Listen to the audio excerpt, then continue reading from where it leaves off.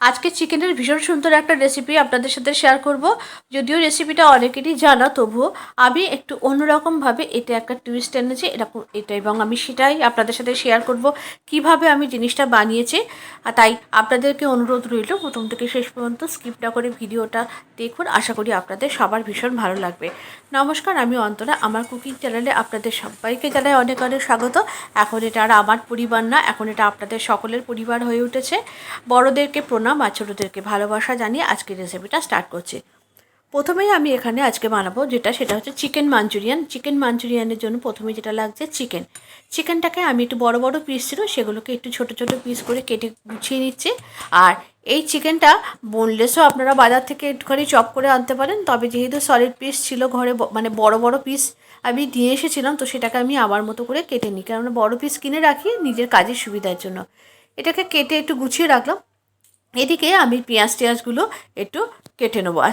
Sorry, আর এর মধ্যে বলতে ভুলে গেলাম, সেটা হচ্ছে আমি চিকেনটাকে অল্প একটু লবণ দিয়ে আর গোলমরিচ দিয়ে একটুখানি সেদ্ধ বসিয়ে দিয়েছি। আর এদিকে পেঁয়াজ, আদা, রসুন, টমেটো, কাঁচা লঙ্কা এগুলোকে সমস্ত কিছু খুব ভালো করে কেটে কুটে গুছিয়ে নেবো।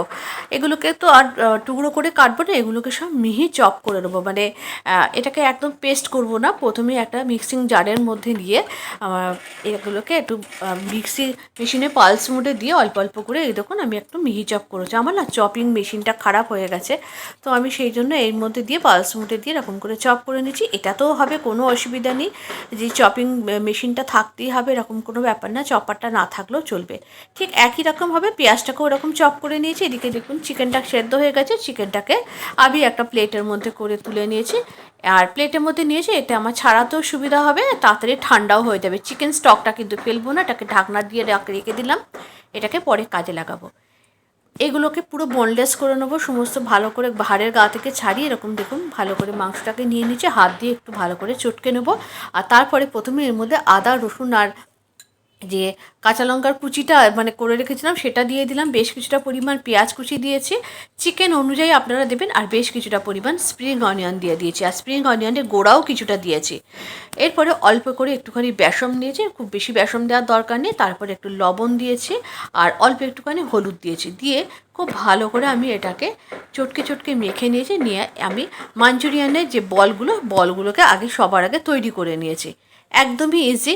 আমি এখানে বলি, এখানে কিন্তু বেশিরভাগ লোকজনই কাঁচা চিকেন দিয়ে মাঞ্চুরিয়ান বানান, কিন্তু আমার কাঁচা চিকেনটা খেতে একটু অস্বস্তি হয়, তো আমি চিকেনটাকে সেদ্ধ করে নিয়েছি। চিকেন স্টকটাকেও কাজে লাগাবো, সেদ্ধ করে দিয়ে খেলে এটাকে আপনারা পকোড়া হিসাবেও খেতে পারেন, আর এটাকে আপনারা মাঞ্চুরিয়ান বলুন বা অন্য যে কোনো হিসাবেও আপনারা এটাকে খেতে পারেন। আর এইভাবে বানালে কিন্তু স্বাদ হয় অনেক বেশি। আর এইভাবে কাঁচাটা না আমার পক্ষে একটু অস্বস্তিজনক, সেই জন্য আমি এইরকমভাবে করেছি। একেবারেই অপশনাল, আপনারা চাইলে এটাকে কাঁচা বলও এটাকে ভেজে নিতে পারেন। একদম ছাকা তেলে লাল লাল করে ভেজে নিয়েছি। এরপরে কড়াতে থাকা বাকি তেলের মধ্যে দিয়ে দিয়েছি আদা, রসুন, লঙ্কার কুচি। একটু নাড়াচাড়া করে নেওয়ার পর যে পেঁয়াজটাকেও আমি একই রকমভাবে আমি চপ করে নিয়েছিলাম, সেই পেঁয়াজটাকেও দিয়ে দিয়েছি। ভালো করে একটু ভেজে দেওয়ার পর এর মধ্যে যে একটা টমেটো পেস্ট করে রেখেছিলাম, টমেটোর পেস্টটা দিয়ে দিয়েছি। এরপরে আর কিছুই না, ভালো করে নাড়াচাড়া করে সমস্ত কিছু, মানে টমেটো কাঁচা গন্ধটা যখন চলে গেছে তখন আমি এর মধ্যে দিয়ে দিয়েছি স্বাদ অনুযায়ী অল্প একটুখানি লবণ, আর দিয়ে দিয়েছি কাশ্মীরি রেড চিলি পাউডার আর গোলমরিচের গুঁড়ো। এই সময় কিন্তু আর একদমই হলুদ দেবেন না। আর কিছুটা পরিমাণ দিয়ে দিয়েছি আমি এখানে ক্যাপসিকাম, একটু লম্বা লম্বা করে কেটেছি, আর কিছু স্প্রিং অনিয়নের গোড়া আমি এখানে দিয়ে দিয়েছি। তারপরে ওই যে চিকেন স্টকটা রেখেছিলাম, চিকেন স্টকটা এর মধ্যে দিয়ে দিয়েছি। স্বাদ অনুযায়ী অল্প একটু চিনি দিয়েছি, একটু চিনি দেবেন, খেতে ভালো লাগবে। দিয়েছি একটু ভিনিগার, দিয়েছি একটু ডার্ক সয়া সস, আর দিয়েছি অল্প একটুখানি টমেটো কেচাপ, একটু টক মিষ্টি ঝাল কম্বিনেশনের জন্য। ব্যাস, আর কিছুই না। এরপরে ভালো করে ফুটিয়ে নিতে হবে। আর কিছুটা পরিমাণ দিয়ে দিয়েছিলাম সুইট কর্ন, এটা একেবারেই অপশনাল। আমি যে বললাম আমি একদম আমার মতো করে করেছি। আর এর মধ্যে যে টুইস্টটা এনেছি সেটা হচ্ছে প্রথমত সিদ্ধ চিকেন দিয়ে আমি করেছি, আর দ্বিতীয়ত হচ্ছে সুইট কর্ন দিয়েছি। সুইট কর্ন অ্যাকচুয়ালি ব্যবহার হয় না, চিকেন স্টকটাও ব্যবহার করেছি। ব্যাস, একেবারেই কিছু না। এরপরে গ্রেভিটা ফুটে ঘন হয়ে আসলে একদম তৈরি। আর চিকেন বলগুলোকে কিন্তু গ্রেভির মধ্যে দিয়ে ফোটাবেন না, ভেঙে যাবে। এরপরে একটা প্লেটের মধ্যে চিকেন বলগুলোকে সুন্দর করে সাজিয়ে নিয়েছি, নেওয়ার পর ওপর থেকে দিয়ে দিয়েছি এই সুন্দর যে মাঞ্চুরিয়ানের যে গ্রেভিটা সেটাকে। একদম চিকেন মাঞ্চুরিয়ান রেডি। সার্ভ করার জন্য আজকে আমি সার্ভ করেছিলাম চিকেন মাঞ্চুরিয়ানটাকে মিক্সড ভেজিটেবল ফ্রাইড রাইস দিয়ে। এই ফ্রাইড রাইসে তাও রেসিপি আপনাদের সাথে শেয়ার করবো, এটাও বেশ একটু অন্যরকমভাবে করেছি।